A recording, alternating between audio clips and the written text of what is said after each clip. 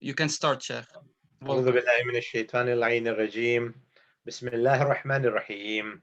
الحمد لله رب العالمين خالق السماوات والأرض إلها واحدا أحدا صمدا لم يتخذ صاحبة ولا ولدا والصلاة والسلام على أشرف الأنبياء والمرسلين خاتم النبيين رحمة للعالمين طه وياسين بالقاسم محمد.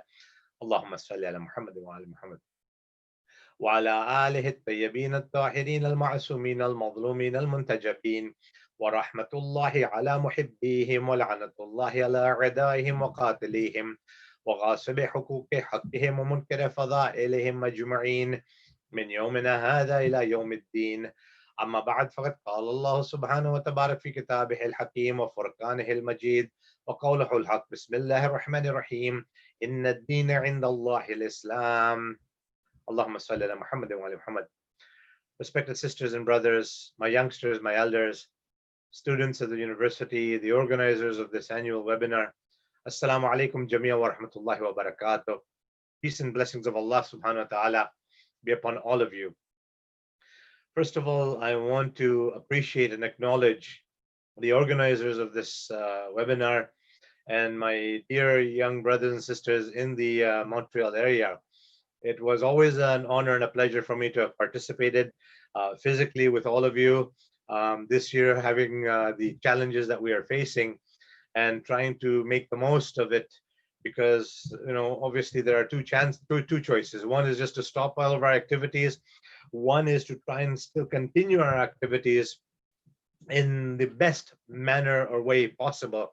And I'm so pleased and happy to note that you have taken the second option. And in the various places that I have been virtually participating, something that I have not done ever before, and I'm sure that this is something new for a lot of us.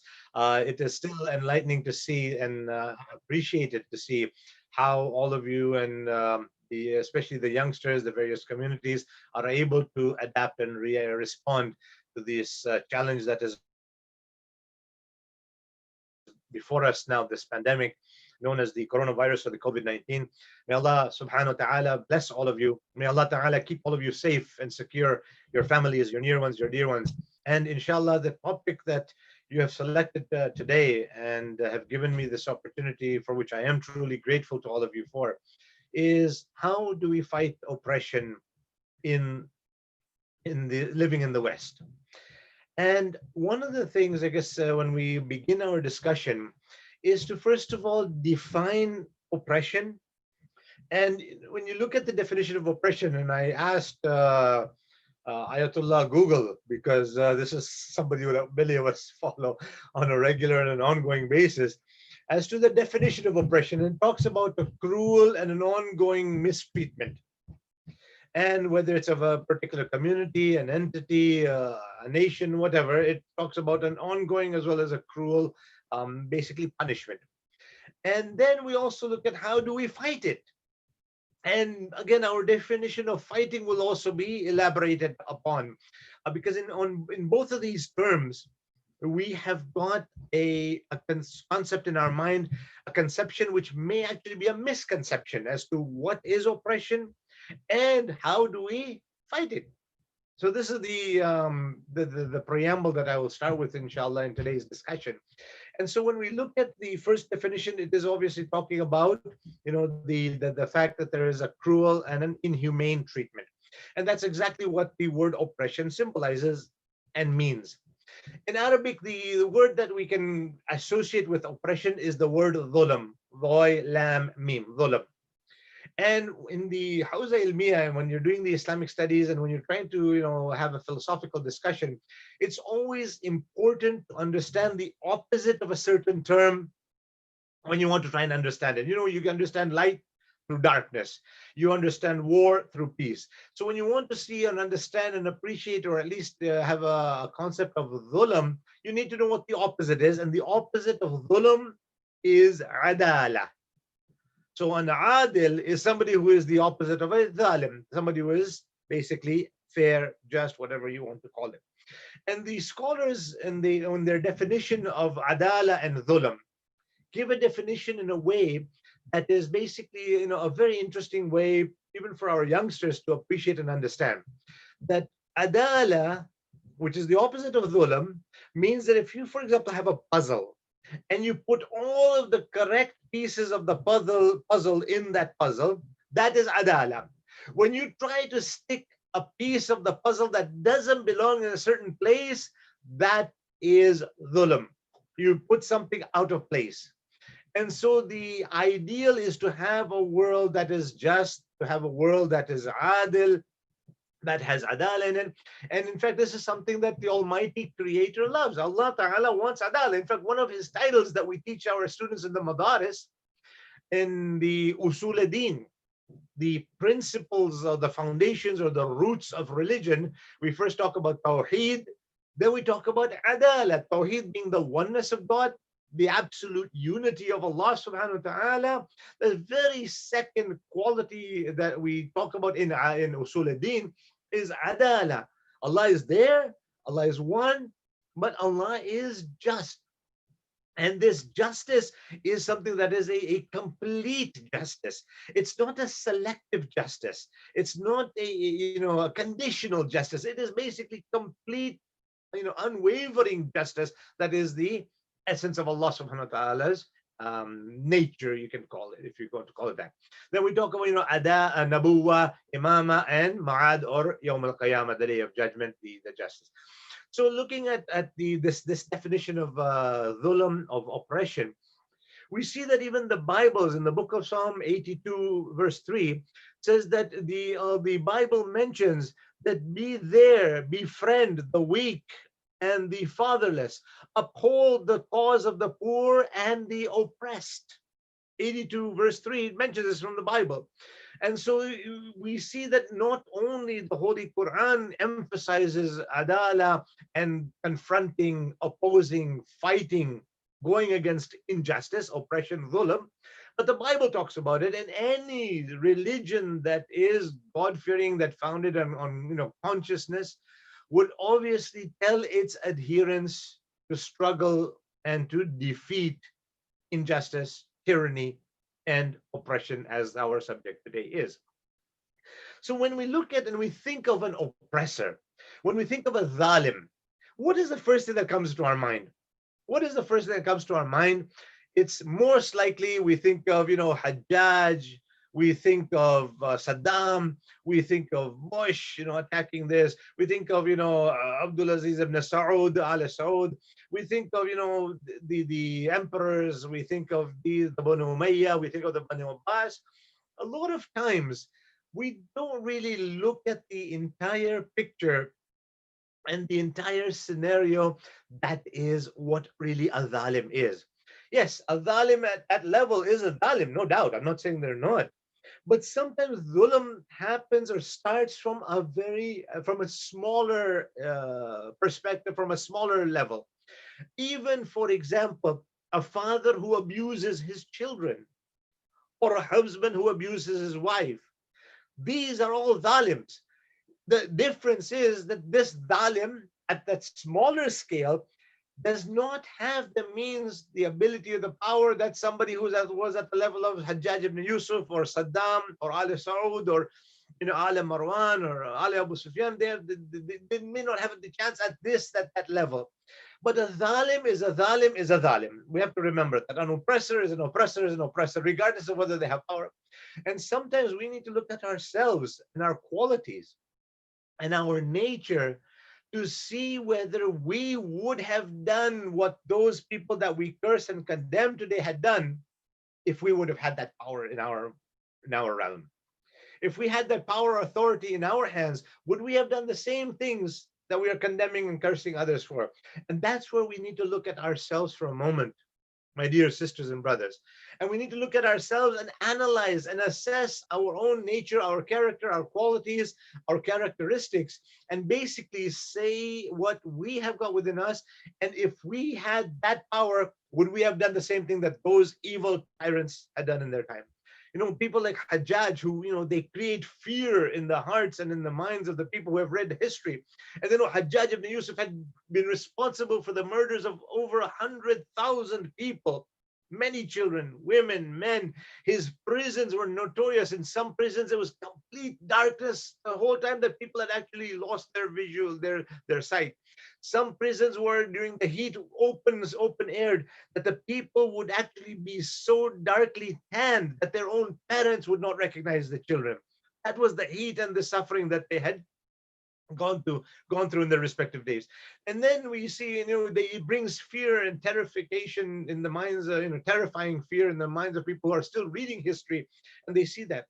And so when we look at it, how did they come about this? How did they become the zalims that they were? How did they become the oppressors that they were? Didn't happen overnight. The power didn't come overnight. It went step by step by step. So we have to see that, would we have done this? What nature, what qualities do we have? And sometimes people often, they think that they're religious, but in actuality they're not. They think that they are close to God, but in actuality they may not be. And oftentimes we see, there was a book called The Wolf in Sheep's Clothing. And, of course, it's a fictional book, but it was, the title had caught my attention, because oftentimes we see that those who are our enemies that come in the guise of our friends have caused more destruction than our open enemies. Our enemies, we know, are our enemies, and we know how to deal with our enemies. We know how to keep our distance from our enemies. But when the friend pretends to be an enemy, this is where there's a significantly larger danger than an enemy being an enemy. And if you look at the history of Karbala itself, and you look at the message of Abu Abdullah al-Hussein and those who were opposed to, who were fighting the Imam, you look at the army of Umar al-Sa'ad, the army of Ibn Ziyad, alayhim al-an, may Allah curse them, you see that there was not a single disbeliever. As far as my reading of history goes, there was not a single, what you would call Ahl Sunnah, or what you would call a polytheist, an idol worshipper, or a kafir, or a Christian, or a Jew, or a Majusi, or a Zoroastrian, in the army that was under the authority of Umar ibn Sa'ad. Not one. So that means what? What is it telling us? That, the oppressors came in the form of our friends. So-called, these were people who would write to the Imam, who would ask the Imam to come. It wasn't foreigners, it wasn't outsiders. So this is where we have to be conscious, and we have to be very, very clear. We have to be aware of what our friends are doing and what our enemies are doing, and especially those who pretend to be our friends. Our genuine and legitimate friends are our friends, alhamdulillah. But it's when the enemy comes to us in the disguise of our friends, and very soon you can be able to discern and differentiate who are our genuine friends and who are our enemies. Now, what does Islam say about oppression and the oppressor? There's a famous hadith of the Holy Prophet of Islam, sallallahu alaihi wasallam, Allahumma salli ala Muhammad wa ali Muhammad, in which Allah Ta'ala's messenger has said, help the oppressed and help the oppressor. Somebody went to the Prophet of Islam, Ya Rasulullah, Ya Rasulullah, we understand helping the oppressed, but you're telling us to help the oppressor? And the Prophet said, yes. He says, how should we help the oppressor? The Prophet of Islam said, help the oppressor by terminating, by ending his oppression. That's how you help the oppressor. End his oppression. Make sure you stop him from committing those acts of oppression, because we as Muslims have an obligation. We have a duty, a sublime duty, based on what the Almighty Creator has created us for, and for the reason which Allah subhanahu wa ta'ala's messenger conveyed a message to us about, and that is that our entire existence, our struggle, our very life should be for the sake of Allah subhanahu wa ta'ala. Our struggle should be for the sake of Allah, and as part of serving Allah and being there as a creation of Allah is to help the other creation of Allah subhanahu wa ta'ala live their lives peacefully, freely, away from tyranny, oppression, dictatorships in an evil way. And everybody should be free to worship Allah subhanahu wa ta'ala and to determine destiny. So our obligation becomes that, of course, keep ourselves free, make sure our families are safe, and the community around us, whether it is locally, provincially, nationally, or most importantly, internationally, as one global ummah.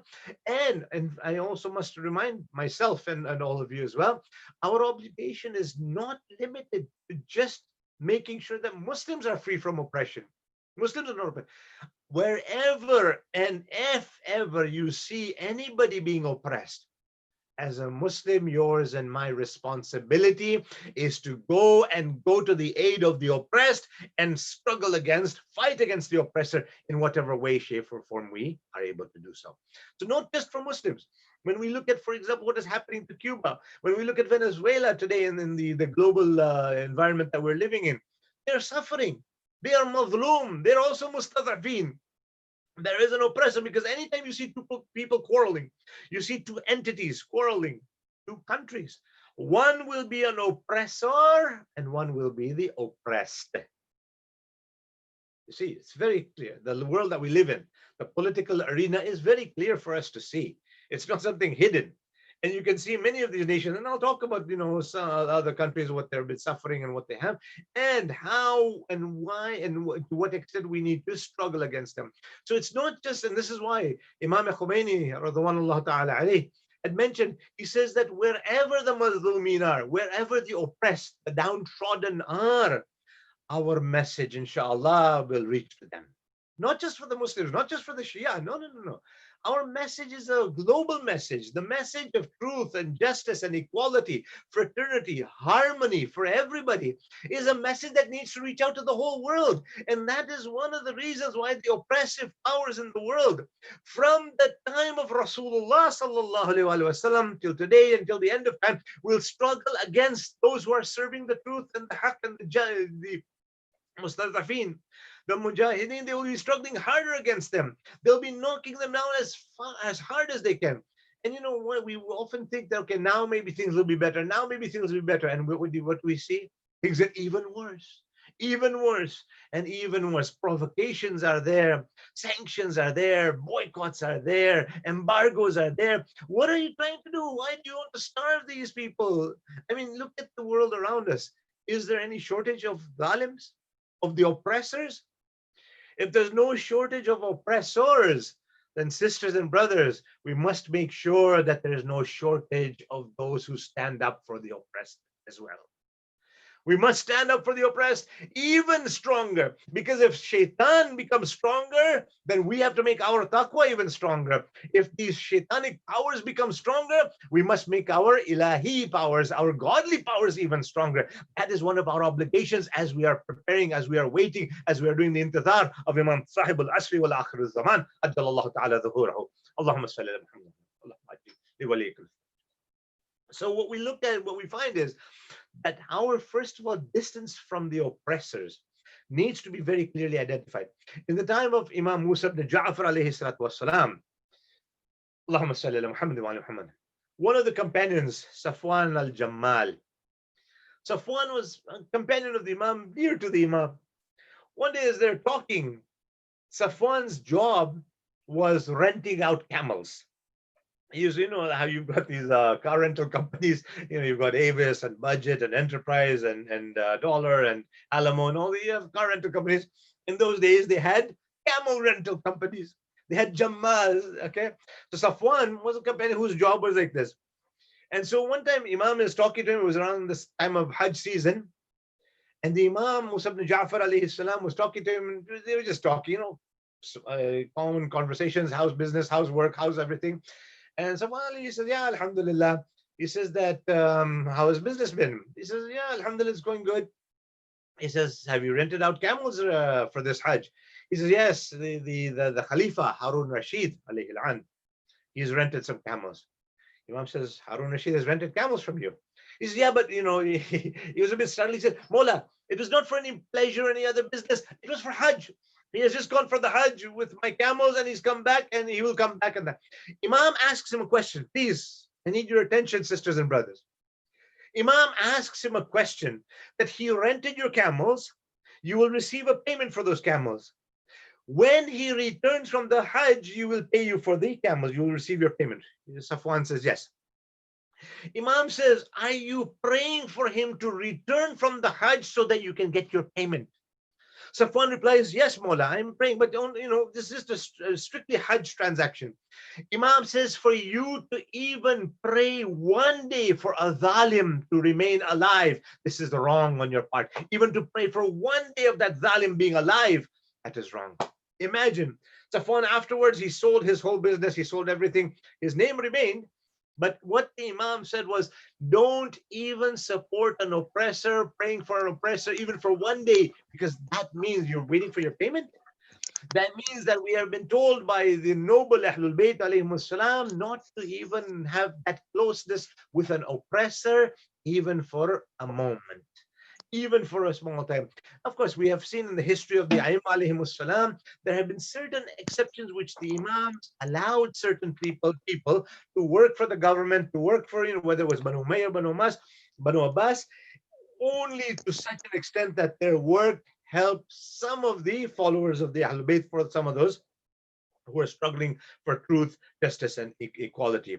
The Quran Majid, defines Allah subhanahu wa ta'ala's own, what you can say, characteristics. Allah is adil. That means He's against dhulm. فَلَا تُظْلَمُ نَفْسٌ شَيْئًا. In Surah Yasin, very famously, Allah subhanahu wa ta'ala mentions on that day, it's talking about the day of Qiyamah, لا تظلم نفس شيئا. There will be no oppression on anybody. Allah does not like oppression. Allah does not like oppressors.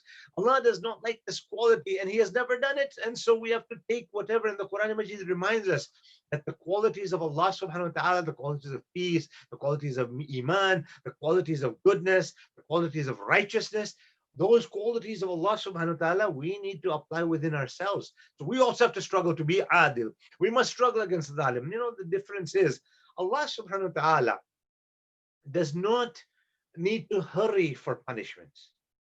Oftentimes people say, well, what can we do? And when I come to my section on what we need to do, how we can fight against this, I'll talk about it more. But sometimes people say they get disheartened. They say, there's no point in doing this. There's no point in doing this.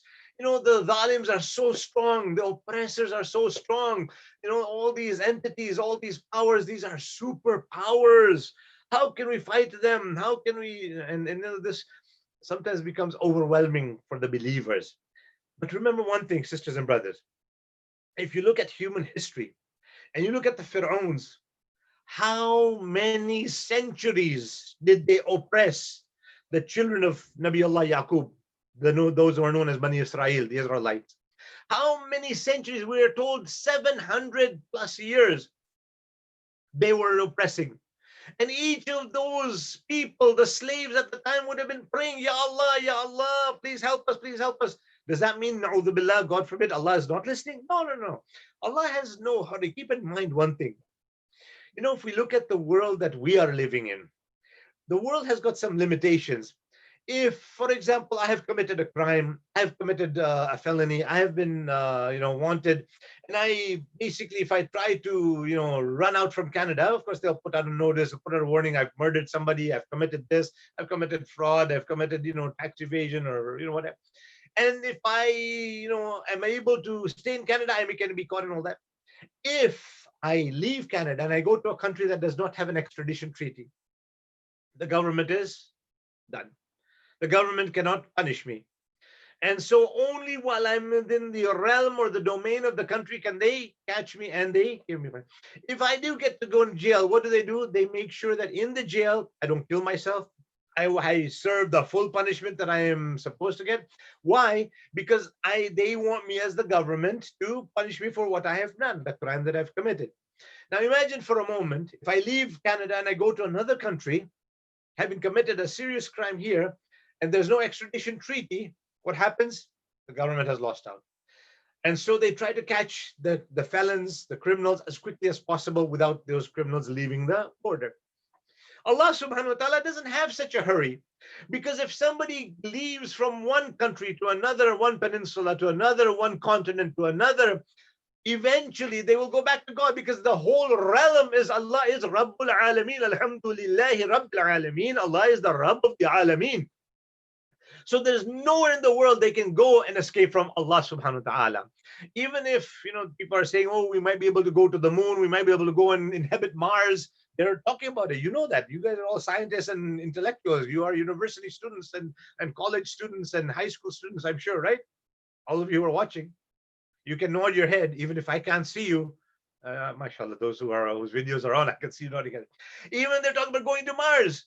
So does that mean that if you go to Mars and you've committed a sin against Allah, you've committed oppression against another insan or another human being, you go to Mars, you go to the moon, does that mean you'll be able to escape from Allah's punishment? No, Allah is the creator. He is the owner of everything. Maliki yawmiddin. He is the owner of the day of judgment. And eventually you will go back to Allah. That is why Allah says, كل نفس ذائقة الموت ثم إلينا ترجعون. Every soul shall taste death, so you will return back to us. You will be brought back to us.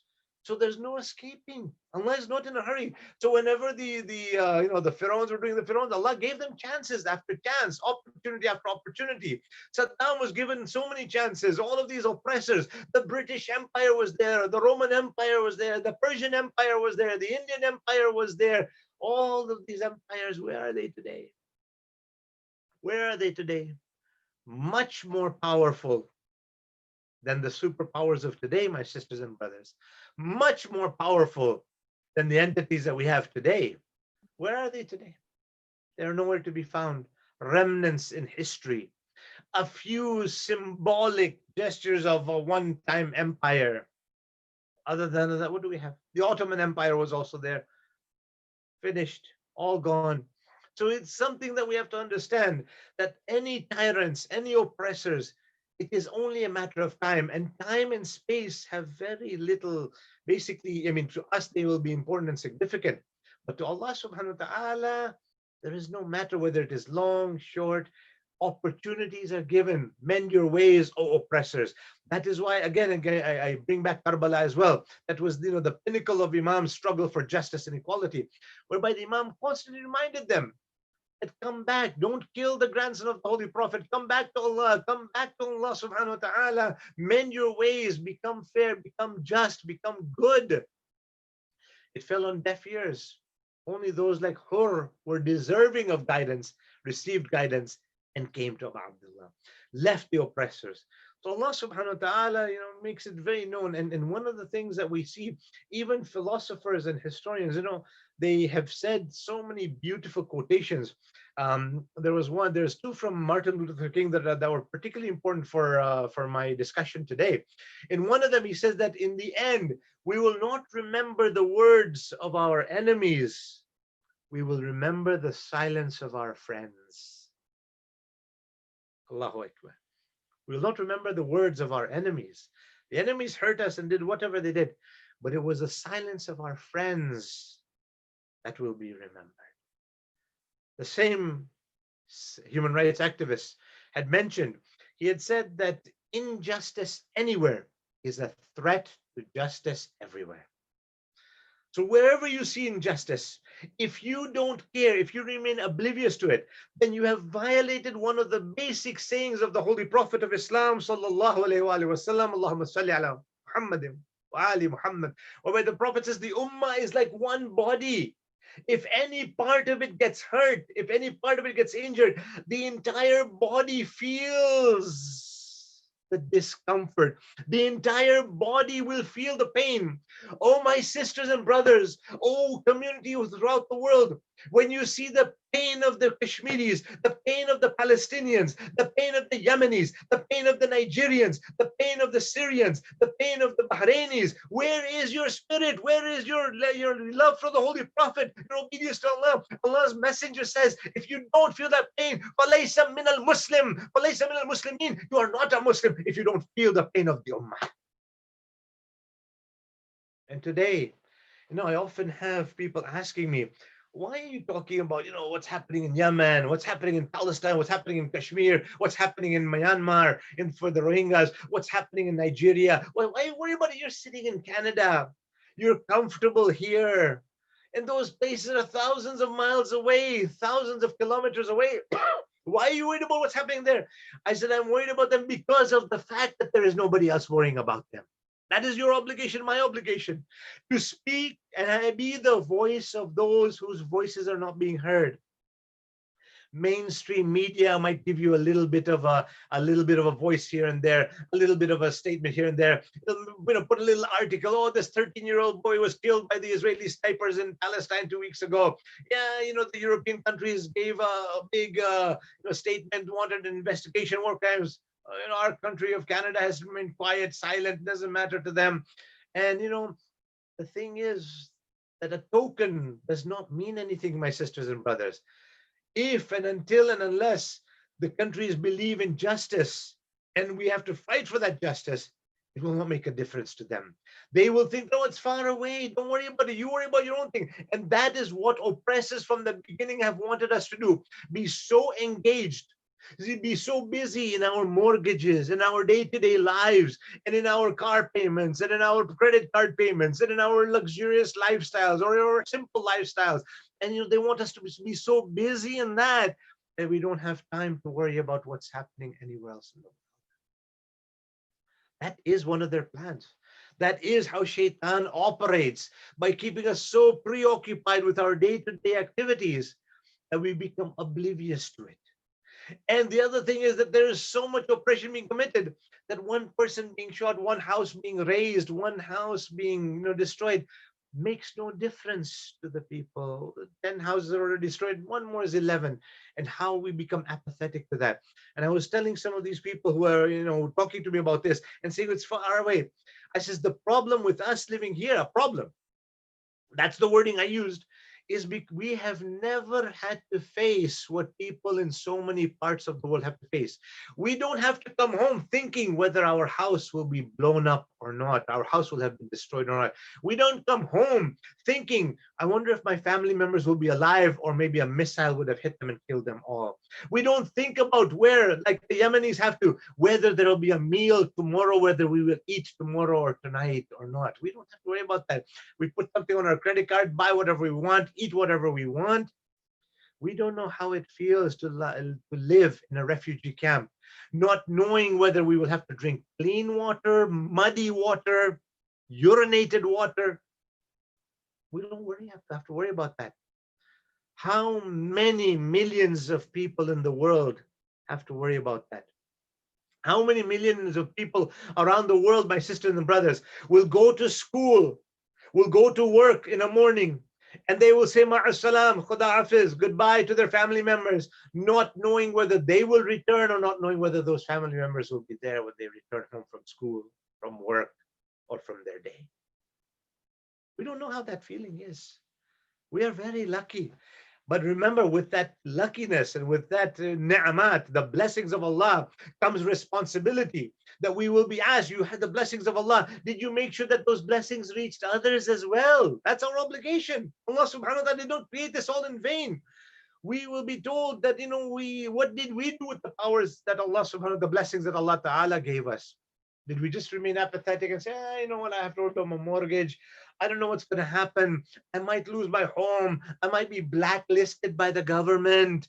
I might be put on a spy list. I might have to be on a no-fly list. What if I can't go to this country or that country? All these fears. Imagine for a moment if the way some of us worry, what will happen to my family? What will happen to me? I might get killed. I might get jailed. Imagine if Abu Abdullah Hussein and the ashab of Imam Hussein, the companions of Imam Hussein, the companions of Imam Hassan, the true ones, the genuine ones. Imagine if they were to think, what will happen to my family? What will happen to me? Will I be killed? Will I be alive? Will I be tortured? Will I have to struggle like this? Will my family be captured? Will my house be destroyed? Will my home be looted? If they would have thought about that, if they would have thought in that way, the way sometimes some of us think, where are our communities? What are we afraid of? When we struggle against oppressors and oppression, what are we afraid of? Are we afraid of losing our masajids, our Husainiyas, our centers of worship, our buildings, our assets? Is that what we're afraid of? Then imagine if Abu Abdullah alayhi salam was afraid of those things, the whole essence of Karbala would have not taken place. The message of Imam Hussein would not be there, and we would have all been subjugated to the slavery of the oppressors, the dictators, and the tyrants. We would not have been able to be free today. Imagine if Imam Khomeini, before the revolution, would have worried about what was going to happen to his stuff in Iran. He was exiled for 15 years in Nufullah Chateau. He was exiled in Turkey. He was exiled to Najaf. He was exiled all over the place. These are the things we are afraid of. Until and unless we overcome these fears, we will never really have the essence of the message of Islam and freedom in our lives and our hearts. Freedom, my sisters and brothers, comes at an expense. It doesn't just come, it's not inherited. Azadi, Hurriya is not inherited. It has to be earned and it has to be struggled for. Just ask the Americans in 1776 how they had to fight the British to get their own independence. Ask the African nations how much they had to struggle and pay, what price they had to pay to have the freedom from the colonialistic rulers. Ask India what they had to go through to secure their freedom from the British occupation. Occupiers, colonists all over the world have always wanted to subjugate the others, whether it was for oil, whether it was for diamonds, whether it was for gold, whether it was for just having the prestige of being powerful, having slaves, just like the Arabs at the time of the advent, before the advent of Islam, how they had the fakhr. I have this many slaves, I have this many sons, I have this much property, I have this much land, I have this many houses, I have this many camels, I have this many horses. Today, these same theories are there. These same thoughts are there. The zamana has changed. The tools, the toys, all of these assets have changed. But the thought process, the philosophy, the foundation remains exactly the same. Oppressors will be oppressors, and those who struggle against the oppressors must struggle against the oppressors. The foundation is the same.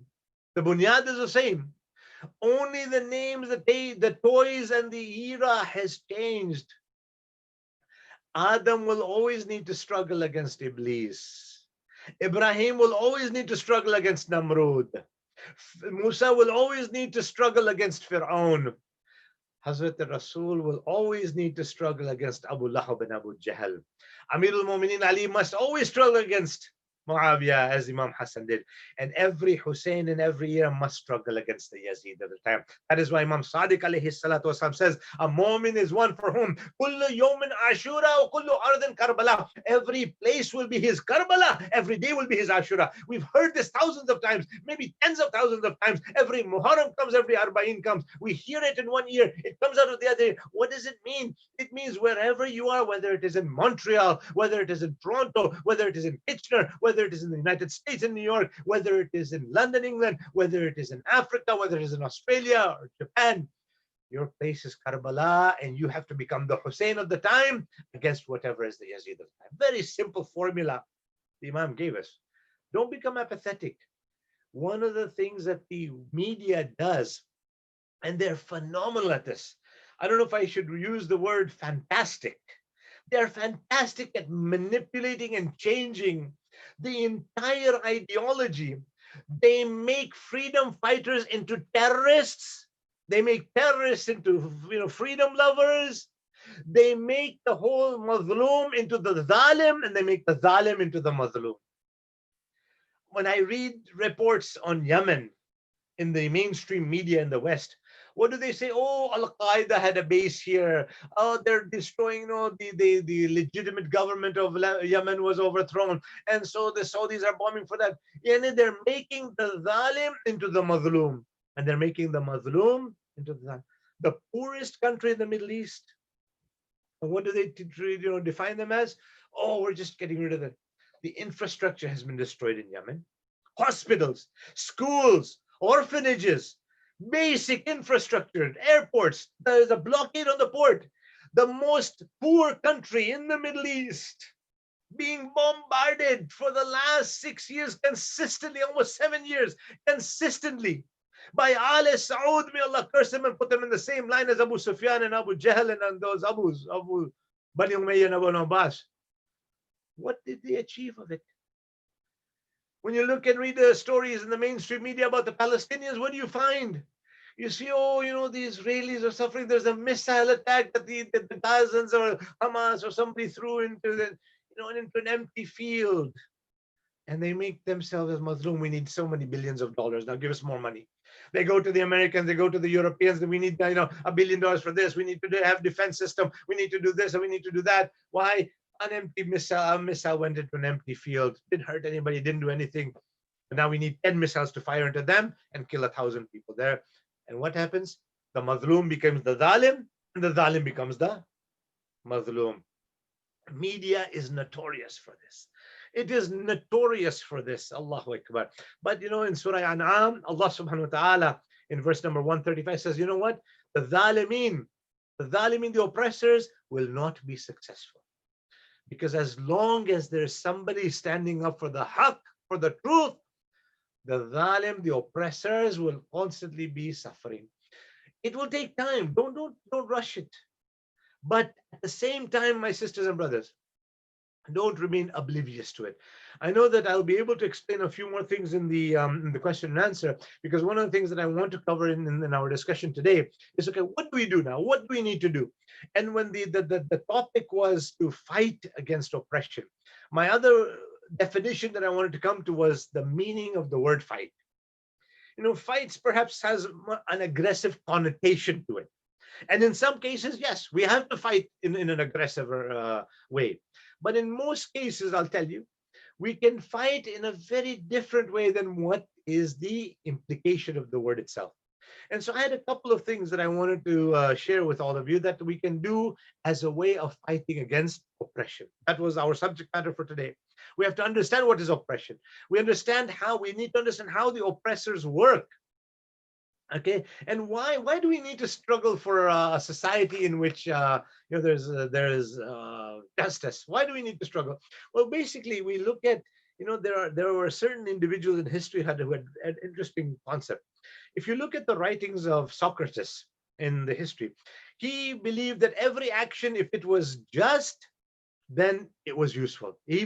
Socrates believed if something was not just, it was not useful. His student Plato believed that his description or his understanding of adala was that a harmony and a balance is maintained in the affairs of the community, and everybody should have a good. Basically, it was very sectarianized. That basically, if you're good in one job, you do that job, you do it yourself. Somebody else is good with one job, you do your job. Don't interfere in somebody else's. The society is peaceful, it's harmonious as long as nobody interferes in one another. So Plato believed in that. His student Aristotle similarly had believed in a similar idea, but he also believed that the society becomes useful and advances when somebody undertakes the work towards working for adala, for a just community, a just society. So these three thinkers had this idea. On the other hand, and Imam Khomeini, Allah Makam, in his writings, he quotes Niccolo Machiavelli, one of the fathers of the Renaissance in the 1500s, who, Machiavelli believed that injustice was, his implication was, if, for example, you've got a king, a tyrant, and through the people fearing him, he's able to keep order and keep the society in check, make sure everything is going through. He was okay with that. And that's why some of his theories are still used till today in various governments, that, well, you know what, the king, the tyrant, the oppressor, as long as the community is, in an orderly fashion, you will see that. And that was actually one of the theories that some Western writers used in defending Muawiyah alayhi and Banu Umayyah, by saying that in the time of Muawiyah's governorship, when he was the Khalifa, the kingdom was, it was growing, it was expanding, good taxes were coming in, and everything was in orderly fashion. So it didn't matter if he was oppressor, it didn't matter if he was ungodly or unjust, the community was okay. And this is a dangerous thought, my dear sisters and brothers. This is a very dangerous thought, because it basically negates any struggle for justice and honesty, integrity, a struggle for equality. Because if you say that, okay, everything is okay, the king is doing whatever he's doing, the president is doing whatever he's doing, it doesn't matter if there's no democracy or not democracy, we subjugate the people, but as long as the community is in a good state, well, what defines good state? What defines orderly, just, fair? And these are the things that need to be thought about. So many writers have come up with different theories, and this is how they manipulate the society. That till today, you hear voices, and even when you go for Hajj or Umrah or Ziyarah into Makkah and Medina, you will hear voices from the ordinary people who have been brainwashed to say that, well, Allah put Al Saud in power. Allah put this Banu Khalifa in power. Allah put these people in power. If Allah wants, He can take them out. Why should we do anything? And these were the same voices from groups in the time of Yazid alayhi la'an, from the time of Banu Umayyah, that Allah put Yazid in power. If Allah wanted, He can take Yazid out. But Allah Ta'ala in Surah Ali Imran mentions, Allah Ta'ala will not change the condition of a people until they change themselves. Until they change themselves.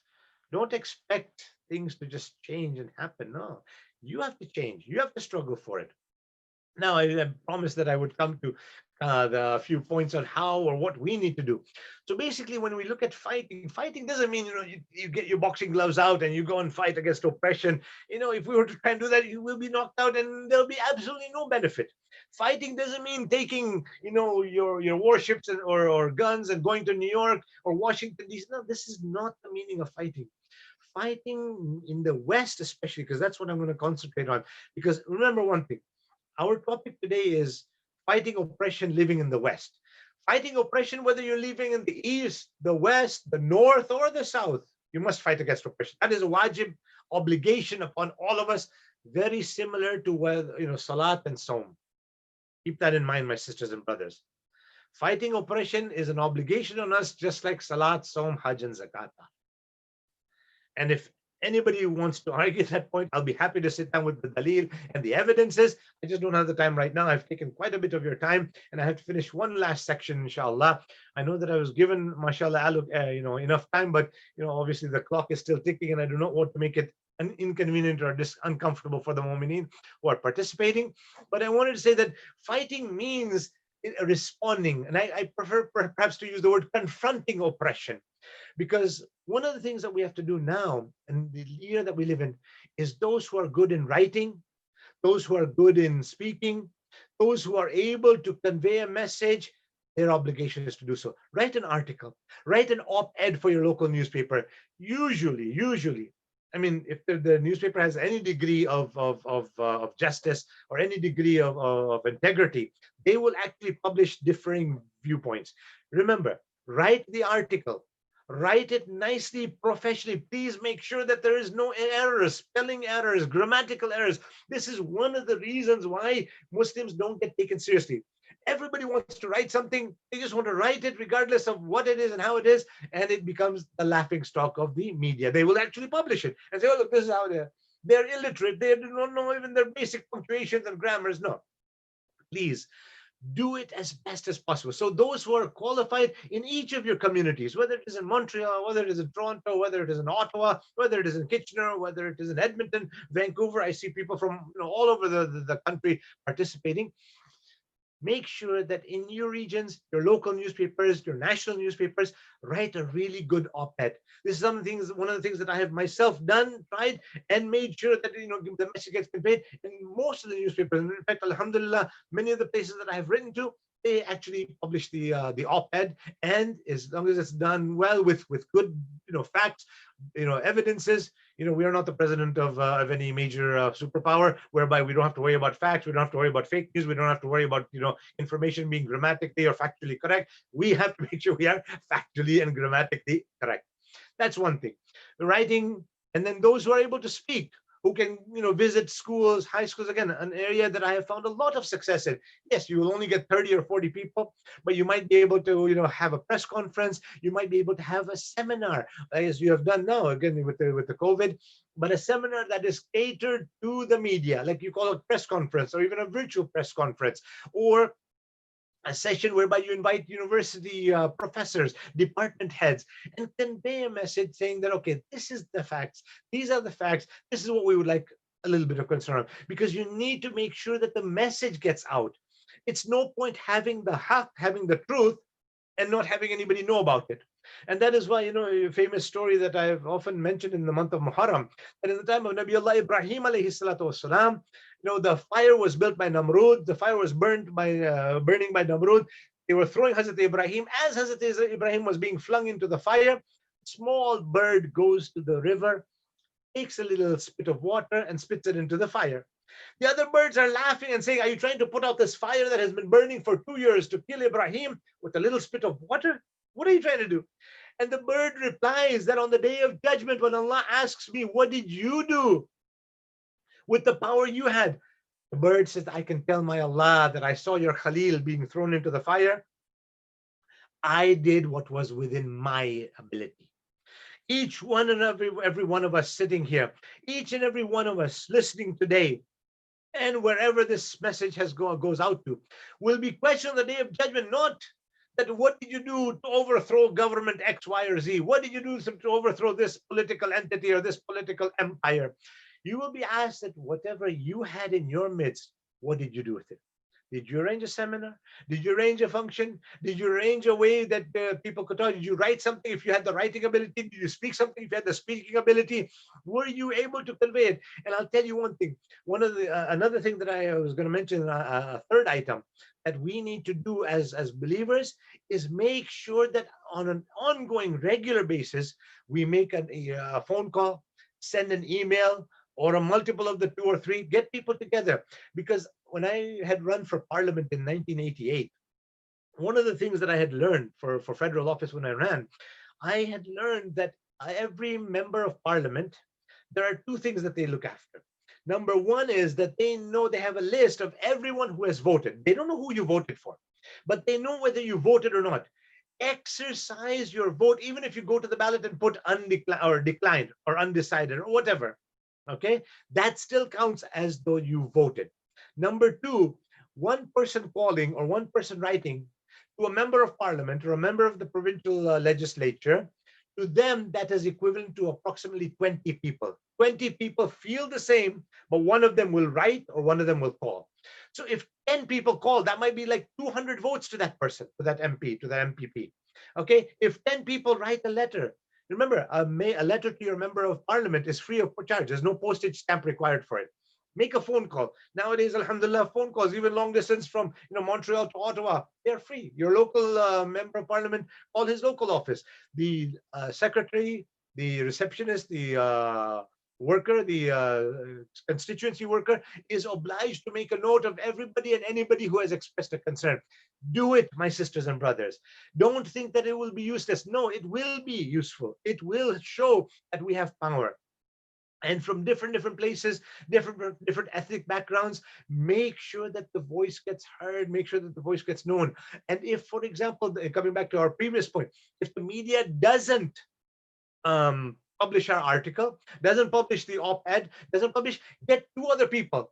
I am Ahmad Muhammad. I am calling him. I am Yara, Zainab. Why did this article not get published? Get two or three people to call the editor, to call the circulation, the chief editor, to call the op-ed editor, and to call them and tell them, why did this article not get published? And when an article does get published, again, different people write a letter complimenting the article. Write a letter and say, yes, I support this. Because remember one thing, members of parliament, politicians, and when you write a letter, for example, to the United Nations, you send an email to the UNO or to human rights organizations, there's so many of them that are struggling in so many parts of the world. Make sure you send your support to them. I even mentioned, and I do this myself as well, especially around the month of December, if you want to tax receipt even for a few dollars, make a donation to some of these human rights organizations that are working in Palestine, that are working in Kashmir, that are working in Yemen, that are working in Bahrain, that are working in Nigeria, that are working, for the Rohingyas in Myanmar and or in Syria, helping the refugees, genuine, legitimate refugees. And, tell them, we appreciate your efforts. Can we do a little bit more? Can we help end the embargo on Gaza? When all these things, we need to go on and on and on. Eventually, it will make a difference. South Africa's apartheid government did not just collapse because everybody was quiet. No, it collapsed because everybody took a stand. Everybody, anywhere. Even though the British were against the sanctions and the boycotts and all that. If you read history, even in Thatcher's time, Margaret Thatcher, when she was the prime minister, she felt that, oh, no, that we cannot end apartheid in South Africa through this means, through boycotts and divestment and sanctions. No. What happened within one generation, half a generation, not even one generation, the system crumbled, and it allowed the indigenous people, the local people, the Afrikaners, to have a voice and to be the government of the day. It will make a difference, and you have to be certain about that. The other thing that we need to do is to have our groups together, alliances, those who are like-minded, have regular gatherings, meetings, whether it is by Zoom, whether it's Google Meets, whether it is, whatever way or means Skype possible. Make sure that like-minded people who share this anti-oppression viewpoint, thoughts, foundations, make sure you get together. Make sure you meet regularly on an ongoing basis, and you remember. I mean, we're approaching the anniversary of the shahadat of Abu Mahdi and General Qasim Soleimani, and so many people have been killed. They've always felt, the oppressors always feel, that if you kill the heads, the leaders, the seniors of the movement, they think that they will annihilate the movement. We learned something from Rasulullah sallallahu alaihi wasallam, whereby the Prophet said, if one general falls, if one commander falls, there will be another one ready to take his spot. If that second one falls, a third one will be ready. Yani, we will never have a shortage of commanders and leaders and those who are subservient to Allah subhanahu wa ta'ala. They think that by killing us, they will annihilate the message or eradicate the message. In actuality, by killing those who are the true oppressed and those who are the true servants of Allah subhanahu wa ta'ala, by killing them, you give a new life to the rest. That, it is our desire. We are not suicidal people, please keep in mind. But at the same time, we desire a return back to our Lord. So if they kill us, we will go back to the Lord faster. And if they keep us alive, we'll continue the movement. It needs perseverance. It will take work. It will take sacrifices. But don't give up, my sisters and brothers.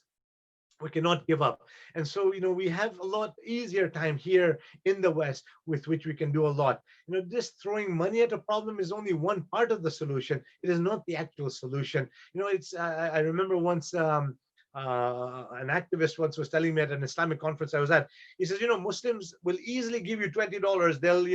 They'll support this cause or that movement. They'll throw $20 at you. They'll give you the money. But when you tell them to come to a vigil, when you tell them to come to a julus, when you tell them to come to Yawm al-Quds, they hesitate. Oh, no, I don't want, my photograph taken. I'm scared. What if I get blacklisted? Oh, I don't have the time. And these are excuses. Imagine for a moment, if you don't have the time today, don't think that they'll let you and me go. A day will come when they have finished annihilating everybody in the Eastern world. It's only a matter of time before they start coming to us here in the Western world. And before that happens, make sure we are strong enough to face any threats, any deviant entities that come to try and spoil our iman, our taqwa, and whatever we have earned and whatever we have built up in all these years. As I said, there's much more to be said, but inshallah, in the question and answer session now, I will give that opportunity. I pray to Allah subhanahu wa ta'ala to keep all of us safe, inshallah, all of you, your near ones and your dear ones, from the pandemic that is around us, from any of the difficulties, especially the spiritual difficulties whereby we fail to see right and wrong. We want Allah subhanahu wa ta'ala to give us the true basira, the true vision, to be able to recognize and acknowledge that haq is haq and batil is batil, and not to be clouded in the midst of all that. رَبَّنَا تَقَبَّلْ مِنَّا إِنَّكَ أَنْتَ السَّمِيعُ الْعَلِيمُ. We ask Allah subhanahu wa ta'ala to return our Mullah Imam al-Hujjah and make us amongst the ashab and the ansar of the Imam, and let us be with the Imam's army when he returns. And inshallah, remember, even when the Imam returns, there will be sacrifices that will need to be given. If we train ourselves from now, inshallah, we will be able to manage much easier when the Imam is there. رَبَّنَا تَقَبَّلْ مِنَّا إِنَّكَ أَنْتَ السَّمِيعُ الْعَلِيمُ. I will request my dear host, Brother Muhammad, and the others to, inshallah, feel free to ask the questions on behalf of the group. Wassalamu alaikum jami'an wa rahmatullah. Thank you so much, all of you. First of all, thank you so much for your insightful presentation. Your speech was really, really inspiring and motivational, by the way. I'm being very honest. So to begin, we'll begin with the Q&A. Please raise your hands if you have any questions. or if you prefer, you can type your question to me or to Sheikh Shafeeq Huda directly, please.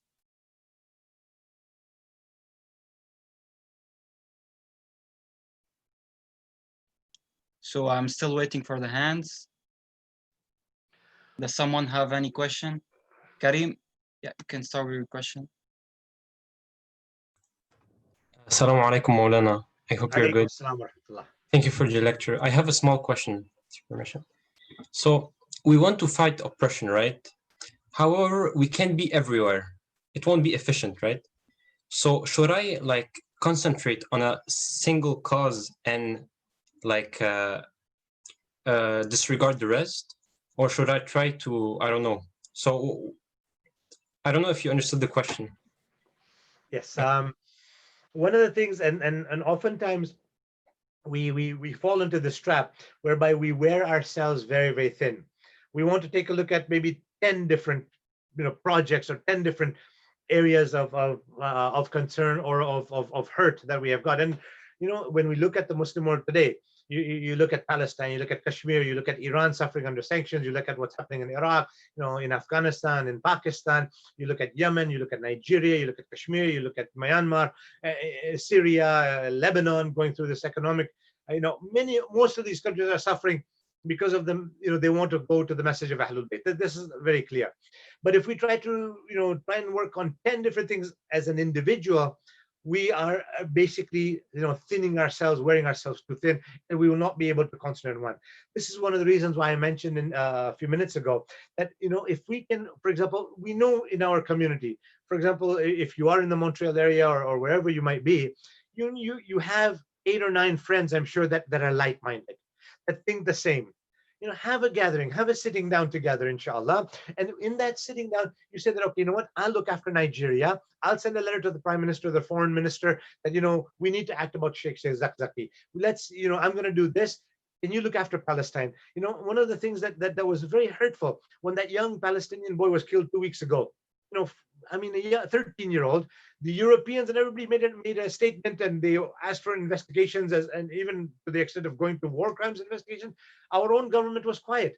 Only a handful of organizations wrote to them and said that, what to do. But like I said, if somebody is working on Nigeria, get one of the brothers to follow up, to make a phone call to the minister's office and say, what happened? What if, God forbid, a Palestinian had shot a 13-year-old Israeli boy innocently?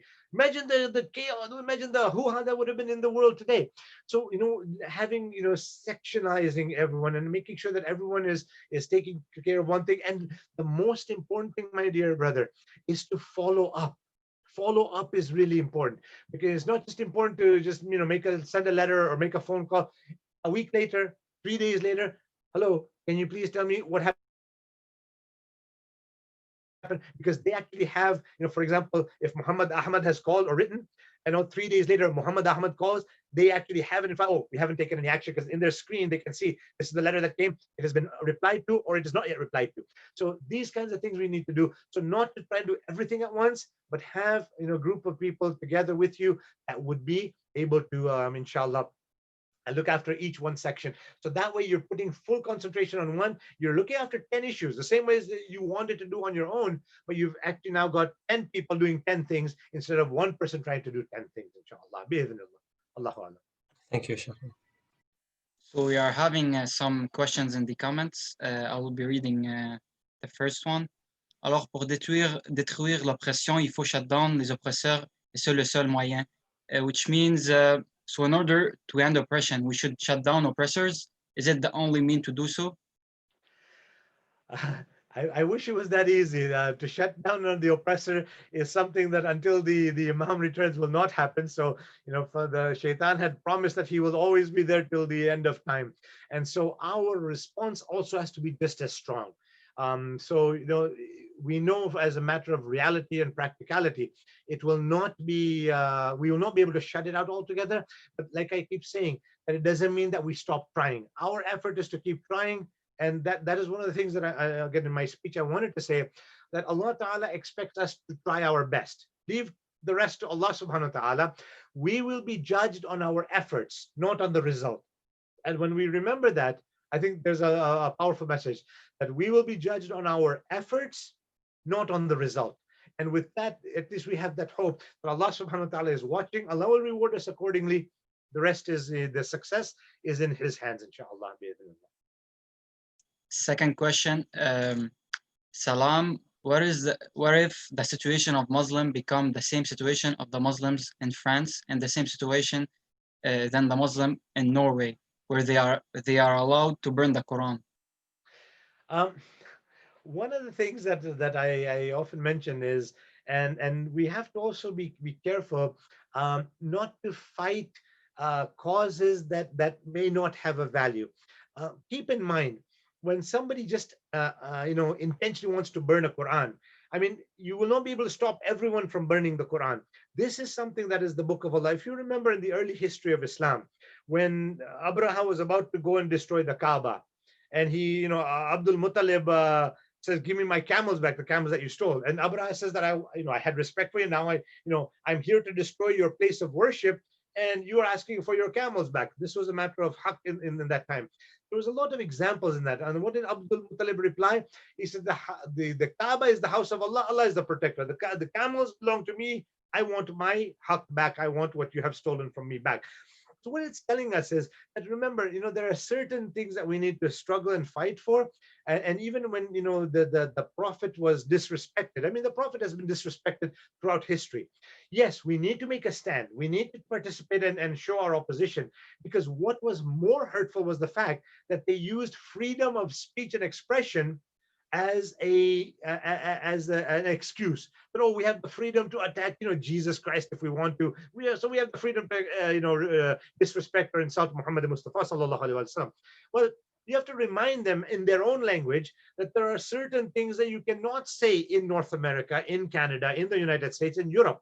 And many of you know what I'm referring to. And I was just listening to a motivational speaker a couple of weeks ago. He says, if you want to know who your master is, figure out who you cannot criticize. Figure out who you cannot criticize, and you'll know who your master is. And I think that says volumes. So, burning the Quran in France, yes, we want to speak out against it. We have an obligation. This is the book of Allah subhanahu wa ta'ala. But at the same time, by doing so, you will have some illiterate people who will not, the government will not bring about a law to burn that. And some Muslims said, we should go and start burning the Bible. That is not a legitimate response. Please remember that. If they insult Prophet Muhammad sallallahu alaihi wasallam, that doesn't mean we can go and insult Nabi Allah Isa alayhi salam, Prophet Jesus. No, we don't do things like this. This is a childish response. We have to respond in an intellectual way, in a very, very rational way that speaks their language in a country that will understand and appreciate logic. And I know a number of hands are up. I'm trying to limit my my answers as best as I can without leaving gaps in between. So, moderator, Brother Muhammad, in case if I don't clarify something, please feel free to ask a supplementary question and ask for clarification, okay? Or if any of the questioners, I see a number of hands up, so I will let the moderator to carry on with that, inshallah.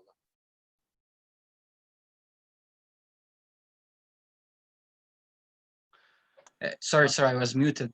So, Brother Ahmad Yahya, we could start with your question. I understand that Sister Ivy also has a question, so I'll let Ahmed go first. Okay, I didn't see her, sorry. Salam, Sheikh. Assalamu alaikum. You talked about the story of the camel owner, and you said that at the end he just sold out everything and like started a new life, like find a new job. I feel like me living in the West, in some way, my taxes are going to the government that is oppressing government. So what I do, I sell everything that I have there and I go to another country, or what is the solution? Because the Imam said, even can believe hoping for somebody to stay alive, an oppressor, is something wrong. There I'm giving my taxes, my money to this country. One of the things that we have to keep in mind, and mashallah, in the last 6 months or so, I have had exactly the same discussion, and I'm so glad you brought it up because it gives me a chance to speak. And Brother Muhammad and moderator, I just will need a few minutes to explain this one, if I may, with your permission. Yeah, it's okay. It's okay. Take your time. The first thing to keep in mind and remember is that, alhamdulillah, to a great extent, and I'm not saying completely, but to a great extent, we are not living in an oppressive government. We are allowed to have our places of worship. We as Shia can do, alhamdulillah, more than we can do in perhaps if we were living in the Hijaz. I don't like to call it Saudi Arabia. I don't recognize that. But if we were living in the Hijaz, or if we were living in present-day Bahrain, or in many of these places, we would not have been able to do what we can do. So number one is that we are not living in an oppressive regime. When the Imam was talking to Safwan, that was living in an oppressive regime. And what the Imam was conveying, more importantly, and this is why I said the Imam did give exceptions. Some people were actually allowed to work for Banu Umayyah as well as Banu Abbas. We have got names and characters and personalities in history that we can talk about. Like I said, I just don't have the time right now. But if you want to, I'll be more than happy to give you a clarification on that. So Safwan's situation was that you're praying for an oppressive king to stay alive until he can pay your money. So, whether it's a week, whether Hajj was 10 days, 30 days, whatever the case was. Here, when we are paying our tax dollars, one of the conversations that I've had with some of the youths and youngsters, like I said, in the last 6 weeks, at least on 4 or 5 different occasions, I was saying that, look, we are paying taxes, but we've got one of the best medical situations, in the world. We've got free medical services. We've got a good infrastructure. We've got good hospitals. We've got good schools. We've got, free elementary and primary schools. We've got a super road system. And when you look at the infrastructure and what is around us, we can imagine that our taxes are used for these purposes, not for any illegitimate or oppressive purposes. And perhaps we can do a greater service by being in the West and speaking out, because if all the good practicing Muslims were to leave from Canada, for example, or from North America, and we all move to a Muslim country or an Asian country, where will the voice of Haqq be in this West? Where will the voice of Haqq be? Who will stand up for Haqq? If everybody says that, okay, my taxes or my efforts, because remember, your effort is also going into the West here. So wherever you are, and the other thing to remember is, except for, Iran and maybe to a certain degree Iraq, we don't have any country that is dedicated to Imam Sahib al-Amr. So any country that we go to, there will be flaws, shortcomings, and there will be give and take on how they are able to serve the Imam genuinely and legitimately, and how our tax dollars or our input or our efforts might benefit anybody who is not fully struggling for adala and justice. So in my humble opinion, I feel that we can do more of a service here in the West by speaking out and making sure that the oppressors don't have a free ride. The oppressive elements or the oppressive media coverages don't have a free ride. Somebody will speak out and say, no, this is wrong. This is not right. This is not correct. I mean, when I was talking about how they make the mazloom into the zalim into the mazloom, even now when you read about, Dr. Mohsen Fakhrizadeh, Shaheed Mohsen, Dr. Mohsen, what do you find? Oh, the father of Iran's atomic bomb, the father of Iran's nuclear program. Allahu Akbar. So an ordinary Canadian reading this will say, oh, well, if he was going to create the bomb anyways, then na'udhu, good that he's gone. This is how they've created and they've brainwashed an ordinary Canadian. And so if we don't write, and I'm just preparing an article for Shaheed Mohsen, Dr. Mohsen, to say, you know what? First of all, the Rahbar has made it very clear that it is haram for us to have such weapons. The ulama are unanimous on that level. So there's no issue of Canada has a nuclear program. We're using it for power purposes, the Bruce nuclear plant and various places. So these are the peaceful purposes of nuclear energy. It is environmentally friendly. Once you set it up, it is also inexpensive. To set it up is expensive. So it's something that many nations have got. Why are you only putting one aspect of it? Why are you only looking at the Revolutionary Guards Corps as a terrorist entity without realizing what they have done in safeguarding, protecting their citizens and the residents of the countries in which they have been invited to? Just to make sure that we were on the same page, he just sent me 2 lines just to clarify his question. I don't know if his question was answered. So he just told me that he meant that he's paying money to some governments that are oppressing Palestine, for example, in an indirect way. But we also have to keep in mind that not every dollar of our tax dollar is going for that purpose. So if enough people oppose it and speak about it, if you're in the States, this is more relevant because Canada is not on that same level as, for example, the United States is $10 billion a year plus loan guarantees and arms deals and arms assistance and what have you. We all know that not 100% is going for one purpose or one cause. So for that's the reason that I had mentioned that for us all to leave will have no significant purpose. We can perhaps be more mujahids living here and speaking out and fighting for against this oppression or oppressive policies than if we were just to leave and have no say whatsoever. So I hope that is clarified, inshallah. We will go with the Sister Ivy. Assalamu alaikum. Alaikum salam. I was just wondering how you get somebody to maybe follow your cause, because I know for situations like the Uyghur crisis in China, sometimes it can be very difficult for people to understand because they didn't have like a good reputation, or for Palestine because Westerners have such a good view of Israel. Well, one of the things that I have mentioned is that there are a number of people that we need to sort of align ourselves with, and perhaps I'm glad you brought this out. Thank you so much. One of the things that I have written it in my notes, but I just forgot to mention it, is that when we talk about meeting, gathering, and interacting with people who are like-minded, I also wanted to emphasize that this doesn't mean just Muslims or just Shia. This means that even there are, for example, IJV, Independent Jewish Voices, which is a very, excuse me, a very, for example, pro-Palestinian organization, and it's a Jewish organization. So there are people like that who will help. We can work with very closely, very harmoniously, and with fraternity and cooperation and interaction. So we need to reach out to these organizations. There's Human Rights Watch. There are various other entities, the International Red Cross Committee. Keep in mind, we may not always agree 100% on everything, but there are times that we need to agree and cooperate on at least a majority of the causes. Even when I was, for example, talking about political activism, taking part, voting in elections, making sure that our MPs know that we have voted and we are part of the electoral or the political or the voting process.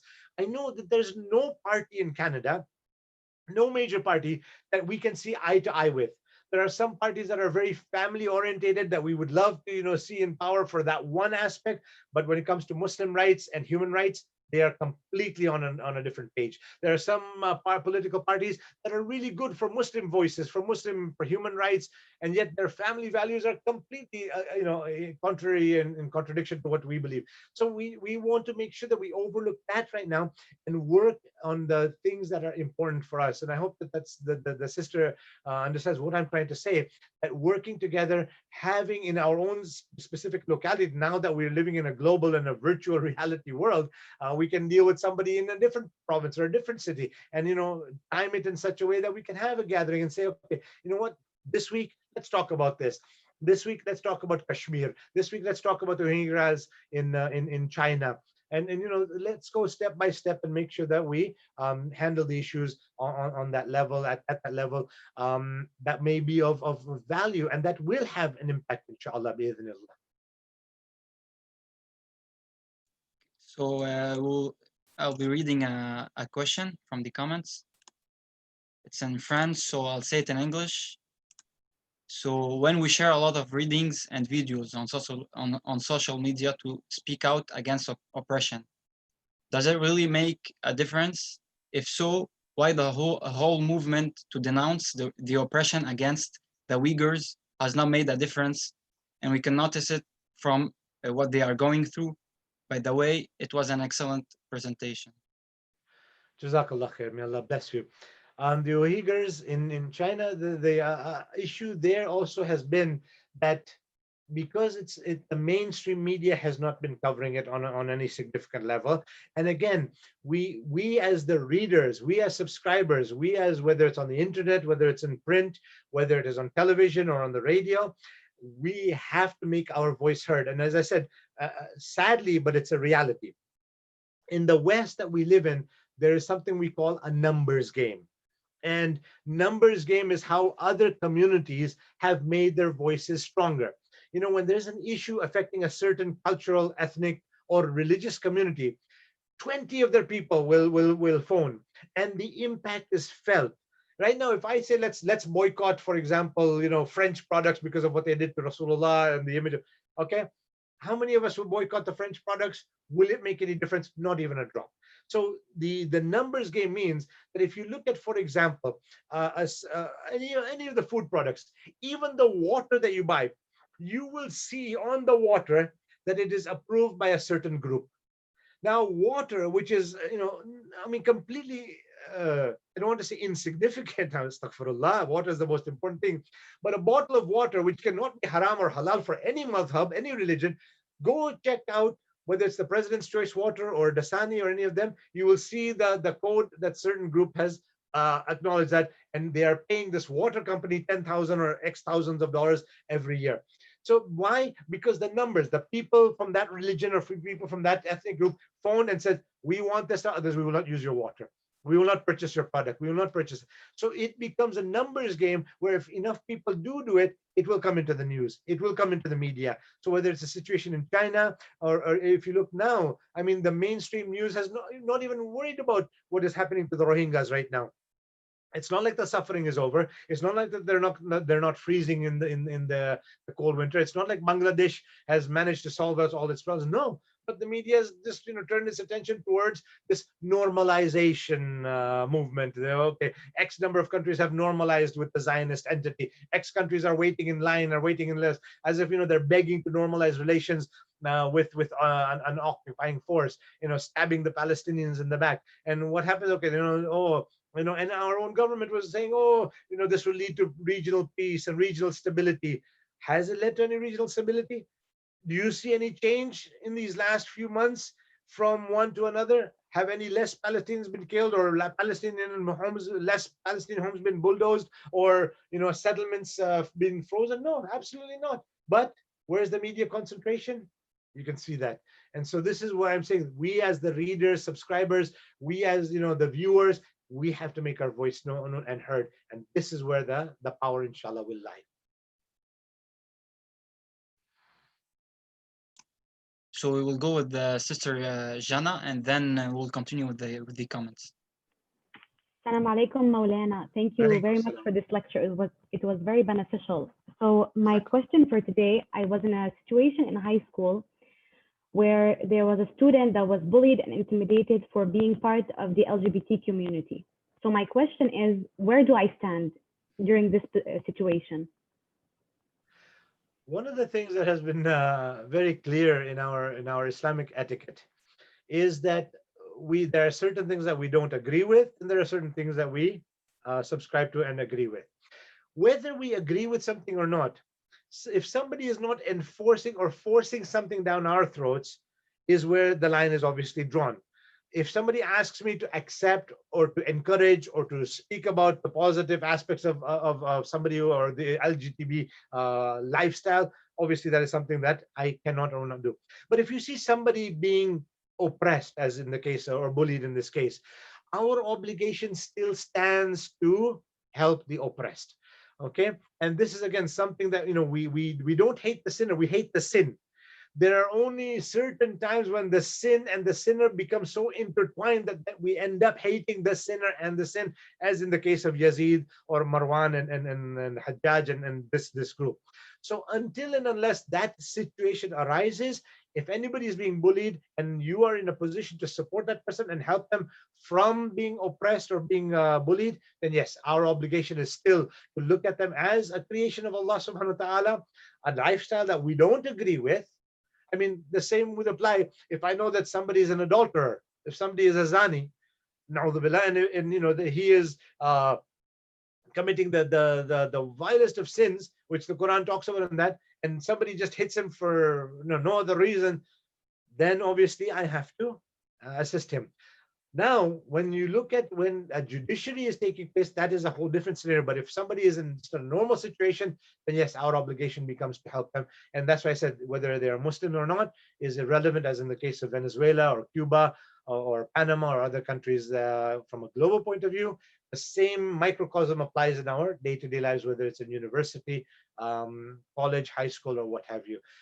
Basically, you're not encouraging the lifestyle, but you're telling the bully to stop being a bully. That's because what I've often found is a bully who sees that, okay, this is a good target for me today, they will actually be emboldened to do more tomorrow. So tomorrow they might be against that. Tomorrow they might come out after somebody else, a person of color, or so what have you. So inshallah, I hope that answers the question, dear sister. Yes, perfect. Thank you very much. Thank you.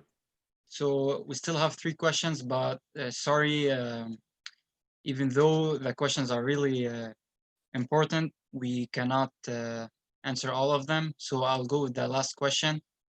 The last question will be, sorry, just give me a minute, Sheikhna.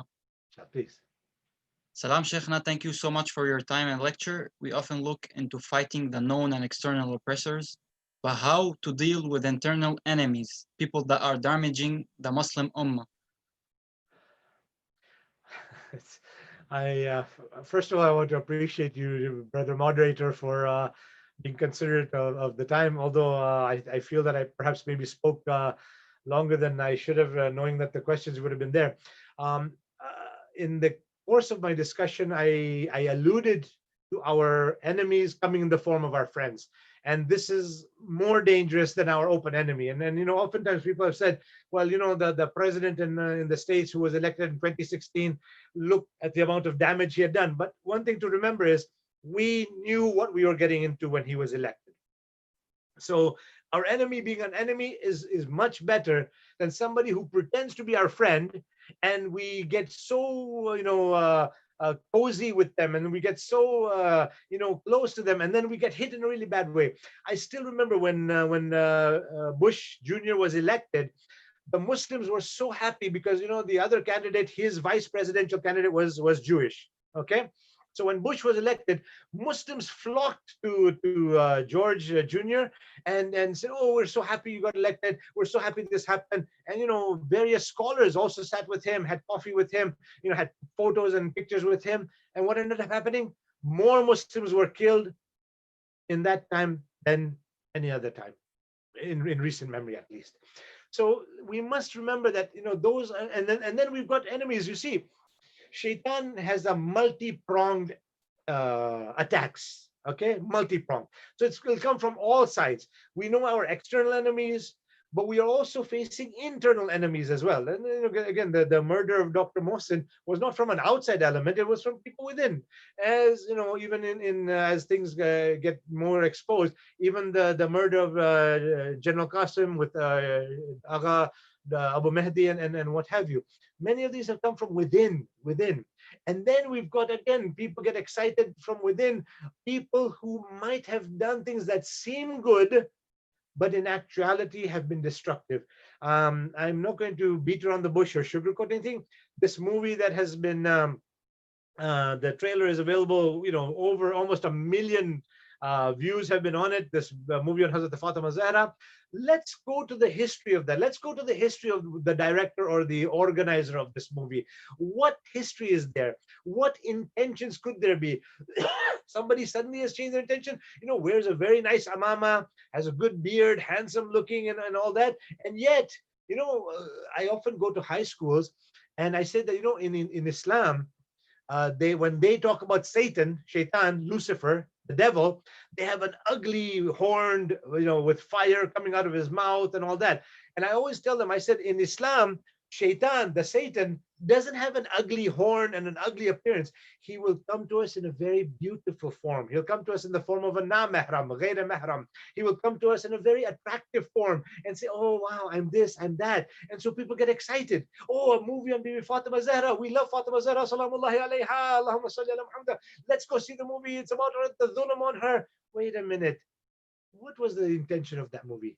just to create friction, fitna between the Muslims as we are trying to work together, as we're trying to get together, as we're trying to confront a common enemy. You were the creators of ISIS. You were the creators of Al-Qaeda. You were the creators of this Bin Laden movement and group. You were the founders of the Wahhabi movement. Who started Wahhabism? Who started Qadiani movement in Pakistan, in what was India at the time?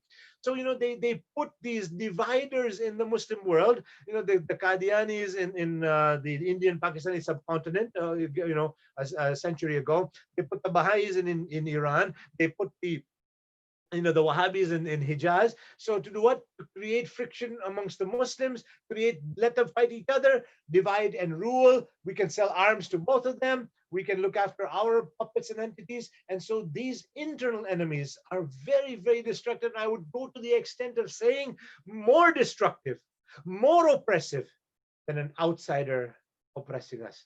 That is why I keep saying in Karbala, on the battlefield, those who are against Imam Hussein, what did they say? Hurry up and kill Hussein so we can do our Salatul Asr.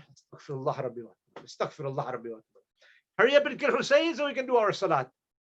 Was there a kafir there? Was there a mushrik there? Was there anybody there that was from a different religion? No. Who were they? Those who claim to be Muslims.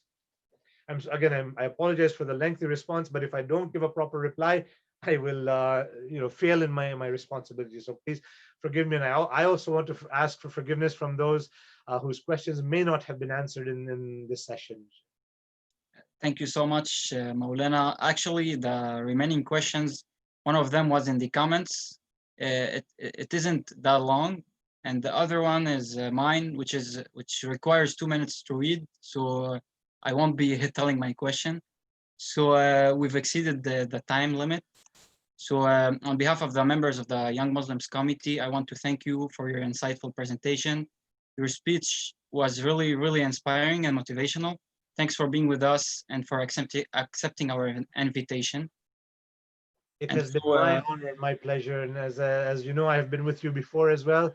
I really appreciate you inviting me. Thank you to all of you, your team, all of the participants, everyone and anyone who's listening. May Allah bless you all. May Allah reward you all for giving this fakir, this hakir, a chance to be with you with this august gathering. May Allah reward you all from the bottom of my heart. I thank you for this opportunity. Jazakumullah khair. Thank you so much, Maulana. And inshallah, tomorrow we will be having Sister Sahar Jaber at 7:30 p.m. via Zoom. The subject is about comfort and conformity, the role of the hijab in today's society, which is directly related to an actual problem that we are encountering today, which is Bill 21. Thank you so much, everyone, for your time, and see you tomorrow, inshallah. Inshallah. Assalamu alaikum. Alaikum assalam.